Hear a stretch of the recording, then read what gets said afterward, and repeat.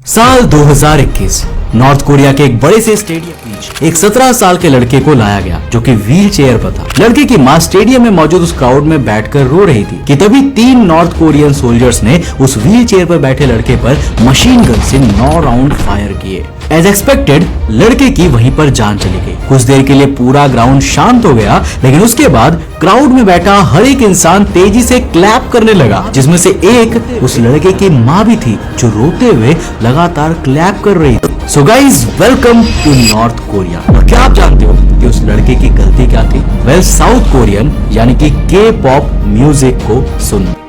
करीब 2.6 करोड़ की आबादी वाला दुनिया की सबसे आइसोलेटेड कंट्री, जिसमें मौत की सजा देना काफी आम बात है। नॉर्थ कोरिया की बाउंड्रीज 3 अलग अलग देशों से मिलती है, रशिया, चाइना और साउथ कोरिया। इसीलिए कई बार यहाँ के लोग इन बाउंड्रीज के जरिए नॉर्थ कोरिया से निकलने की कोशिश भी करते हैं। साल 2017 में 24 साल की एक महिला अपने बेटे के साथ नॉर्थ कोरिया से भागते हुए चीन के बॉर्डर तक जा पहुंची। उसे लगा कि शायद अब वो नॉर्थ कोरिया के जहन्नम जैसी जिंदगी से अपने और अपने बेटे को आजाद कर चुकी है। पर उसकी खुशी एक पल में चली गई, क्योंकि चाइना में एंटर करने के बाद वहां की अथॉरिटी द्वारा उसे दोबारा से नॉर्थ कोरियन सोल्जर को सौंप दिया गया, जहां उसे भागने की सजा के तौर पर टॉर्चर एंड फाइनली मौत की सजा दी गई। अब काफी आइसोलेटेड होने के कारण इस देश के खबरों का बाहर आना काफी मुश्किल है, लेकिन जो खबरें बाहर आती है वो काफी दिल दहला देने वाली होती है। जैसे रिसेंटली नॉर्थ कोरिया में 200 लोगों के एग्जीक्यूशन रिपोर्ट सामने आई, जिसमें एक बड़ा नंबर टीनेजर्स का था, जिनमें उनके क्राइम थे के पॉप म्यूजिक को सुनना एंड फॉरेन मूवीज को देखना। क्योंकि दोस्तों, यहाँ के supreme leader Kim Jong Un के मुताबिक फॉरेन म्यूजिक सुनना या फिर मूवीज को देखना, ये एक्टिविटी नॉर्थ कोरिया कंट्री के लिए एक बड़े वायरस की तरह है जो उनकी सिविलाइजेशन को डिस्ट्रॉय कर सकती है। नॉर्थ कोरिया से भाग कर आए एक डिफेक्टर जिनका नाम ओ से हायक है, उनके मुताबिक कई बार अथॉरिटीज एग्जीक्यूशन के बाद लोगों की body crowded place like market and stadium में लटका देते हैं, ताकि उन बॉडीज को देखकर लोगों के मन में डर बैठ सके कि आखिर रूल्स तोड़ने वालों का कितना घातक अंजाम। कोरिया के टीवीज और रेडियो पर ये प्रोपेगेंडा लगातार लोगों को सुनाया जाता है कि वो दुनिया के सबसे बेस्ट कंट्री में जी रहे हैं और उन्हें उस जिंदगी के लिए अपने सुप्रीम लीडर्स का शुक्रगुजार होना चाहिए। दोस्तों, नॉर्थ कोरिया में यहाँ के सुप्रीम लीडर्स को भगवान की तरह पूजा जाता है, जहां आपको उनकी नहीं बल्कि उनकी फोटो का भी सम्मान करना होता है। फॉर एग्जाम्पल, साल 2020 में नॉर्थ कोरिया के ऑनसोंग टाउन में रहने वाली एक महिला के घर में आग लग गई थी। महिला ने किसी तरह से अपनी जान पर खेलकर आग में फंसे अपने बच्चों की जान बचा ली। पर इस घटना के बाद पूरी कोरियन मीडिया में उस औरत के खिलाफ काफी नेगेटिव प्रोपेगेंडा चलाया गया और उसे सजा देने की मांग की गई। पर सवाल यह है कि आखिर उसकी गलती क्या थी? वेल, उसकी गलती थी कि उसके घर में लगी आग में उसने अपनी और अपने बच्चों की जान बचाई, ना कि अपने घर में लगी इन कोरियन सुप्रीम लीडर्स की फोटो को। मतलब बाप रे बाप, कितना बड़ा क्राइम है। हद तो तब हो गई जब उस आग के दौरान एक पड़ोसी किसान ने अपनी जान पर खेलकर इन सुप्रीम लीडर्स की फोटो को बचाया और उसकी पूरी नॉर्थ कोरियन मीडिया पर काफी तारीफ की गई।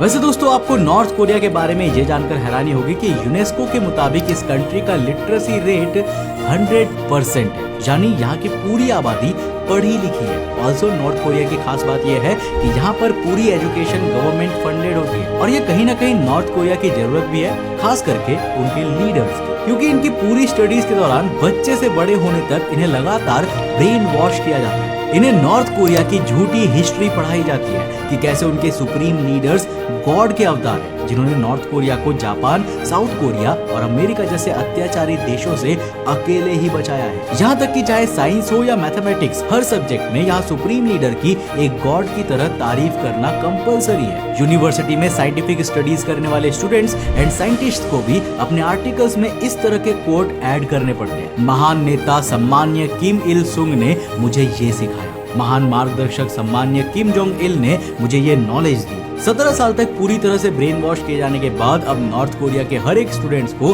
कंपलसरी मिलिट्री में सर्विस करने के लिए जाना पड़ता है। लड़कियों के लिए ये एज 23 साल का है। वैसे आर्मी में सिलेक्ट हुई ज्यादातर लड़कियों में से कुछ लड़कियों को एक स्पेशल स्क्वाड भी भेजा जाता है, जिसे कोरियन में किपुमजो और इंग्लिश में ब्लेजर स्क्वाड कहा जाता है। वैसे इनके नाम से आपने इनका काम का अंदाजा लगा ही लिया होगा, क्योंकि इनका काम केवल नॉर्थ कोरिया के top officials and Kim Jong Un को खुश करने का होता है। नॉर्थ कोरिया में मिलिट्री सर्विस से बचा नहीं जा सकता अनटिल आप स्टडीज में एक जीनियस है या फिर किसी स्पेशल रैंक ऑफिसर या लीडर के परिवार में जन्मे।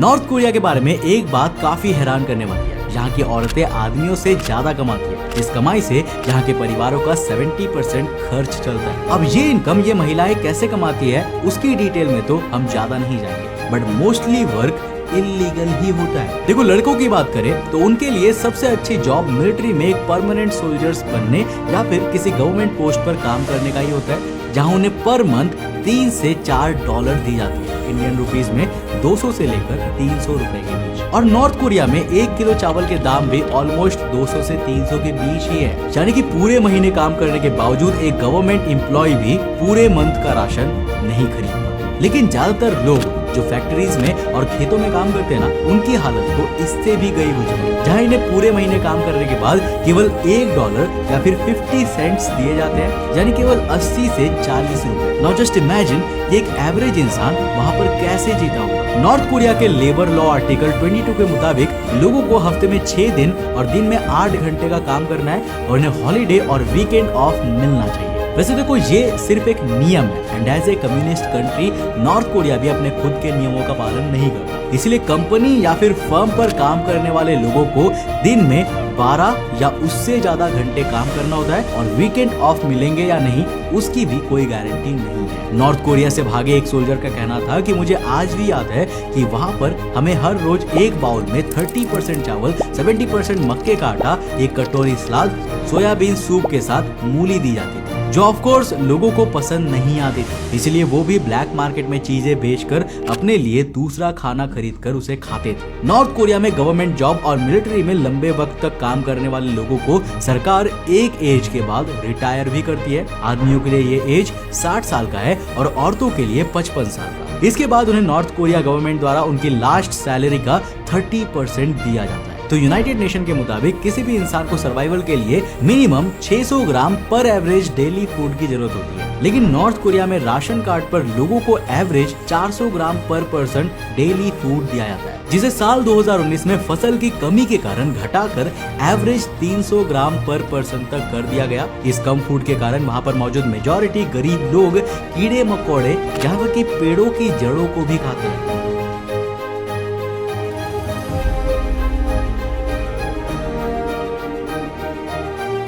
साल 2014 के डेटा के मुताबिक नॉर्थ कोरिया में 45,69,000 एडल्ट्स एंड 1,67,000 चिल्ड्रन डेली तंबाकू कंज्यूम करते हैं और यहाँ के 50% से ज्यादा लोग मेल स्मोकिंग एंड अल्कोहल के एडिक्शन से जूझ रहे हैं, जिसका कारण है यहाँ पर इन चीजों का काफी सस्ता होना एंड लोगों की जिंदगी काफी मुश्किल और स्ट्रेसफुल होना। नॉर्थ कोरिया में सिगरेट का एक पैकेट $0.08 यानी कि इंडियन रुपीस में केवल 6 रुपए में मिलता है और यहाँ पर सबसे ज्यादा चाइनीज अल्कोहल कोआलियांग लिकर बिकती है, जो सस्ती होने के साथ साथ काफी स्ट्रॉन्ग भी होती है क्योंकि बाय वॉल्यूम इसमें 38 से लेकर 63% अल्कोहल होता है। लेकिन मोस्टली नॉर्थ कोरियन इसे भी अफोर्ड नहीं कर पाते और वो अपने घर में ही पोटैटो एंड कॉर्न से इलीगल तरीके से अल्कोहल को बनाते हैं, जिसे बच्चे बूढ़े सब सॉफ्ट ड्रिंक की तरफ पीते हैं। वैसे नॉर्थ कोरिया में भी अल्कोहल पीने की 18+ एज लिमिट है, लेकिन क्योंकि नॉर्थ कोरियन गवर्नमेंट के लिए एज से पहले अल्कोहल पीने की बजाय BTS एंड ब्लैकपिंक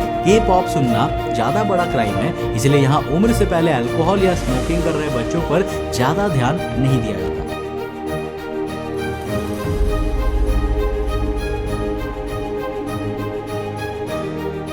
वैसे दोस्तों अगर BTS सॉन्ग सुनने, अमेरिकन मूवी देखने, भागने की कोशिश करने या फिर आग में सुप्रीम लीडर की तस्वीरों को छोड़कर अपनी और अपने बच्चों की जान बचाने जैसे बड़े क्राइम पर भी आपको अगर मौत की सजा नहीं सुनाई गई तो इसमें खुश होने की जरूरत नहीं है, क्योंकि इसके बाद शायद आपको अपनी पूरी जिंदगी कंट्री में अलग अलग रिमोट प्लेसेस में बने प्रिजन कैंप्स में गुजारनी पड़ेगी। जो कैंप्स इस आइसोलेटेड कंट्री में मौजूद एक और आइसोलेटेड जगह है जहाँ के लोग बाकी कंट्री से भी कटे होते हैं। एक रिपोर्ट के मुताबिक नॉर्थ कोरिया के अलग अलग प्रिजन कैंप्स में ऑलमोस्ट 1.5 लाख से 2 लाख लोग बंद हैं, जिन्हें सुबह 5 बजे से लेकर रात तक माइनिंग एंड कंस्ट्रक्शन साइट्स पर काफी ज्यादा काम करना होता है और इन सब के बावजूद इन्हें काफी कम खाना दिया जाता है, जिसके चलते इन कैंप्स की हालत इतनी बेकार है कि करीब 40% लोग न्यूट्रिशंस की कमी से मर जाते हैं। यहाँ रूल्स एंड रेगुलेशंस ना होने के चलते औरतों और बच्चों के साथ फिजिकल और मेंटल टॉर्चर होना तो काफी आम बात है, क्योंकि यहाँ पर प्रिजनर्स के अपने कोई अधिकार नहीं होते, बल्कि यहाँ के अपने नियम है जो यहाँ रहने वाले प्रिजनर्स को मानने होते हैं, जिनको तोड़ने पर मोस्टली केवल एक ही सजा दी जाती है, और वो है, जी हाँ, यू गेस्ड इट राइट, मौत की सजा। आपने कुछ चुराया, भागने की कोशिश की, या 3 से ज्यादा लोगों के ग्रुप में बात की, या फिर किसी के भागने की प्लानिंग को रिपोर्ट नहीं किया, इन सब केसेस में आपको यही एक सजा दी जाएगी। नॉर्थ कोरिया से भागकर अमेरिका पहुंचे शिन डोंग ह्यूक बताते हैं कि मेरा जन्म इसी तरह के कैंप में हुआ था और बचपन से ही इसी कैंप में रहने के कारण उन्हें बाहर की दुनिया के बारे में कुछ पता ही नहीं। उन्हें ये भी नहीं पता था कि नॉर्थ कोरिया के अलावा भी कोई दूसरा देश मौजूद है। उन्हें बस भूख और दर्द समझ में आता था। उनके मुताबिक कैंप में रहने वाले लोगों के लिए प्यार और परिवार जैसा भी कोई कॉन्सेप्ट नहीं था। वो इसका एग्जाम्पल देते हुए अपनी एक स्टोरी भी शेयर करते हैं। वो कहते हैं कि एक बार मेरी आंखों के सामने एक लड़की को पीट कर मार दिया गया क्योंकि उसने खाना चुराया था, और उसे देखकर मुझे कुछ भी महसूस नहीं हुआ। इसके अलावा एक बार तो मुझे और मेरी पूरी फैमिली को खींचते हुए बाहर लाया गया और मेरी आंखों के सामने मेरी माँ और भाई को गोली मार दी गई, लेकिन उस दौरान भी मुझे कुछ महसूस नहीं हुआ। मुझे बस इतना पता था कि इन्होंने नियम तोड़े हैं जिसकी इन्हें सजा दी गई है। इन कैंप्स की एक और खास बात है जो कि है यहाँ होने वाली शादियाँ। तो देखो, इन कैंप्स में ना वर्क फोर्स का काउंट लगातार बनाए रखने के लिए बच्चे होते रहे, इस बात को एंश्योर करने का काम इन कैंप्स को हैंडल करने वाले गार्ड्स का होता है। और यहाँ किसी को भी अपने पार्टनर चुनने की आजादी नहीं होती, बल्कि मैच मेकिंग कुछ इस तरह होती है कि तुम दोनों अब से पति पत्नी हो और बस हो गई शादी। 2019 में north Korean state sponsor TV channel में यह अनाउंस किया गया कि जो भी अपने एरिया में हो रही इलीगल एक्टिविटीज की जानकारी देगा उसे गवर्नमेंट $6 का इनाम देगी। अब चूंकि नॉर्थ कोरियन लोगों के लिए वो काफी बड़ी रकम है, तो आपको क्या लगता है लोगों ने क्या किया होगा? रिपोर्ट किया होगा? वेल, नहीं। ऐसा नहीं है कि उनके एरिया में इलीगल एक्टिविटीज नहीं होती, बल्कि नॉर्थ कोरिया में हर कोई इस तरह की अलग अलग इलीगल एक्टिविटीज में शामिल रहता है। अब इसके बिना लोगों का अपना पेट पालना भी पॉसिबल नहीं है, और इस तरह की एक्टिविटीज के बिना लोगों का अपना घर चलाना भी मुश्किल हो जाता है, और लगभग हर कोई इन एक्टिविटी में शामिल होता ही है। इसलिए कोई भी एक दूसरे की रिपोर्ट नहीं करता। यहाँ लोगों की जिंदगी इतनी मुश्किल होती है कि ज्यादातर पूरी जिंदगी ये लोग डिप्रेशन और ट्रॉमा से गुजारते हैं, अपनी आंखों के सामने अपने पूरे परिवार को भूख प्यास से मरता हुआ देखते हैं, या गवर्नमेंट के अत्याचार को झेलते हैं। ये सब इतना मुश्किल होता है कि नॉर्थ कोरिया से भागने में कामयाब हुए खुशकिस्मत लोगों के अंदर वो भयानक याद हमेशा बनी रहती है, जो वो दुनिया के साथ शेयर करती है, और उन्हीं की स्टोरीज मैंने आज के इस वीडियो में आपको सुनाया। तो दोस्तों, मेरे पिछले नॉर्थ कोरिया वाले वीडियो में काफी सारे व्यूअर्स ने कमेंट किया था कि north Korea is the best country और मुझे वहां पर जाना है। अब आप मुझे नीचे कमेंट में बताओ कि क्या आप वाकई में नॉर्थ कोरिया में रहना चाहेंगे। वैसे यार, मैं तो ये गर्व के साथ कह सकता हूँ कि मैं भारतीय हूँ और एक लोकतांत्रिक देश में रहता हूँ जहाँ मुझे पूरी आजादी है कुछ भी करने की। मतलब इलीगल काम नहीं, लेकिन आप आजादी से घूम सकते हो। तो इसी बात पर इस वीडियो को लाइक कर देना और अपने फ्रेंड्स और फैमिली के साथ जरूर शेयर करना। मैं मिलता हूँ आपको नेक्स्ट एपिसोड के साथ। तब तक के लिए बाय, जय।